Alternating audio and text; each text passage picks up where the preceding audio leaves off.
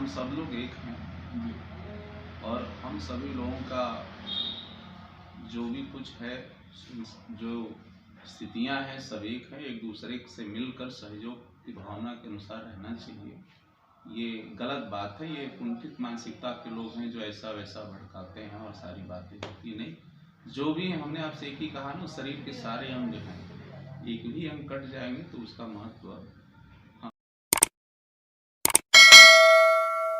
नमस्कार, आप देख रहे हैं विजन इंडिया और इस वक्त मेरे साथ मौजूद हैं मशहूर कथावाचक संत श्री नीरज मिश्र जी, जो काशी के हैं। आज मैं इनसे कुछ ज्ञान की बातें आप तक पहुंचाने का प्रयास करूंगा। महाराज जी, सबसे पहले आपका स्वागत है। जय सियाराम सभी लोग को, जय जय सीताराम।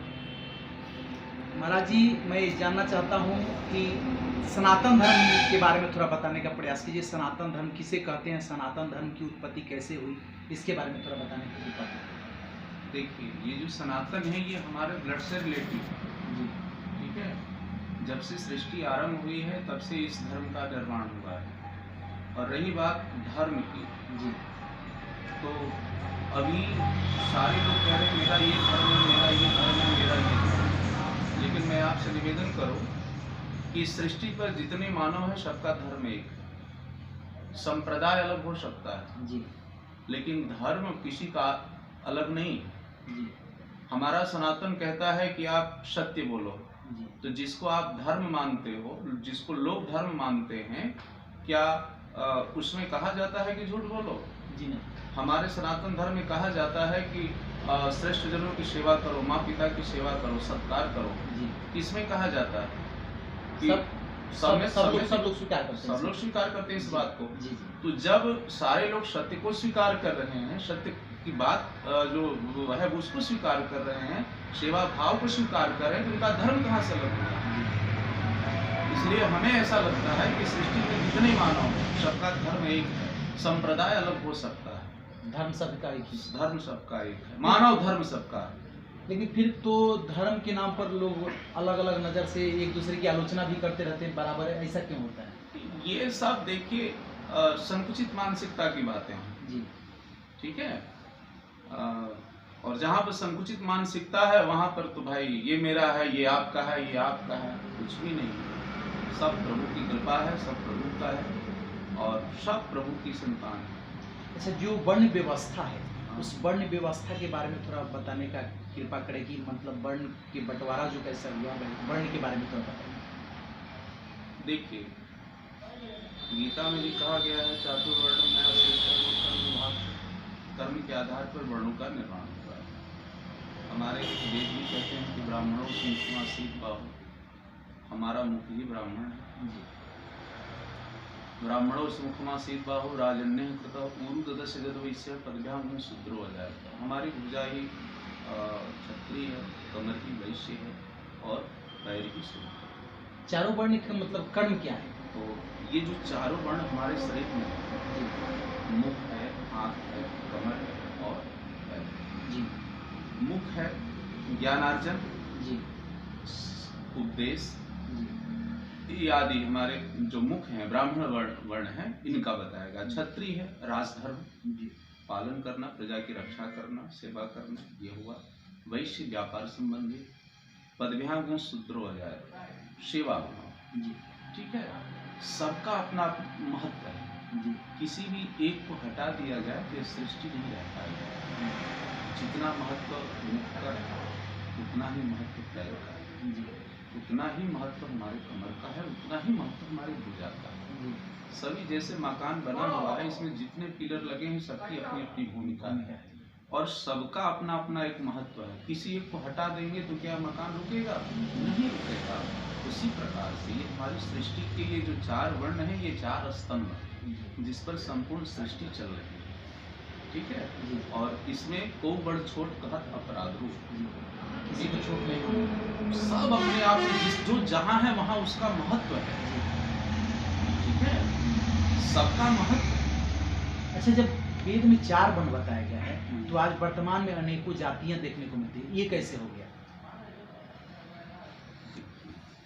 ये सब तो सृष्टि के अनुसार जो हमारे ऋषि महर्षि हैं।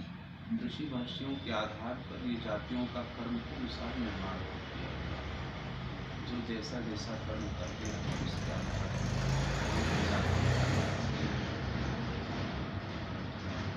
तो मैं अभी 22 जनवरी के दिन अयोध्या में राम जी की प्रतिमा का प्राण प्रतिष्ठा होगा। इस अवसर पे आप क्या कहिएगा दर्शकों से? ये तो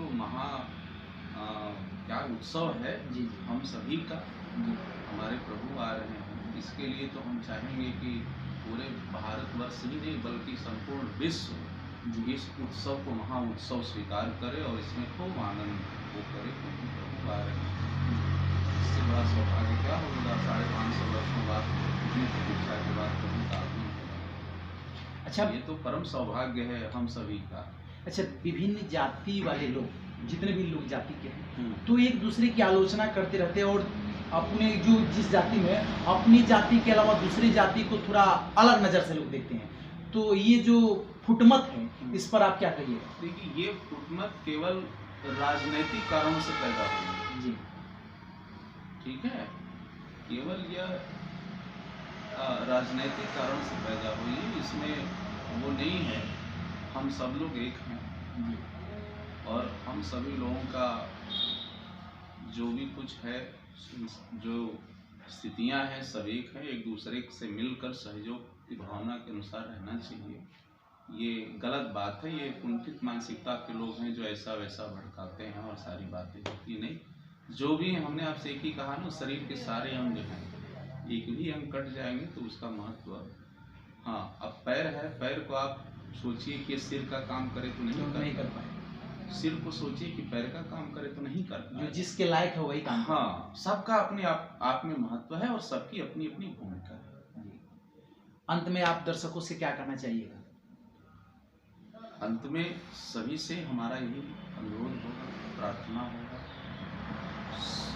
ये जो कुंठित मानसिकता हमारे आपके बीच आ रही है, इससे हम दूर उठें और हम सभी एक दूसरे की भावना को समझें, एक दूसरे के प्रति सहयोग की भावना हो और एक दूसरे के प्रति सद्विचार की भावना हो और अच्छे राष्ट्र का हम लोग निर्माण करें, अच्छे समाज का निर्माण करें, ताकि ये जो भारत माता है, इस माता की महिमा अपने आप में चरम पर पहुँचे, सारे आनंद सुख शांति के साथ रहे। अच्छा, एक बात और जानना चाहिए। अभी भारत माता बोले, इस पर सवाल बन रहा है। पूरे विश्व में एक भारत ही ऐसा देश है जिसको भारत माता बोलते हैं, बाकी किसी देश के साथ माता शब्द नहीं लगता है। ऐसा क्यों? इसलिए कि भगवान के जितने भी अवतार हुए हैं प्रायः भारत में ही हुए जी, ठीक है, और किसी देश में नहीं हुए जी। इसलिए भगवान जब भी आए भारत में आए हैं तो भारत माँ के रूप में आए हैं, माँ को नहीं। देखिए, अभी जो मेरे साथ मौजूद हैं ये मशहूर कथावाचक संत श्री नीरज मिश्र जी हैं, जो बनारस से आए हुए हैं और इनके मुखारबिंद से कुछ ज्ञान की बातें अपने चैनल के माध्यम से आप तक पहुंचाने का प्रयास किया। आप देख रहे हैं विंसम इंडिया। कमेंट में अपनी प्रतिक्रिया जरूर दीजिएगा। जय सीताराम।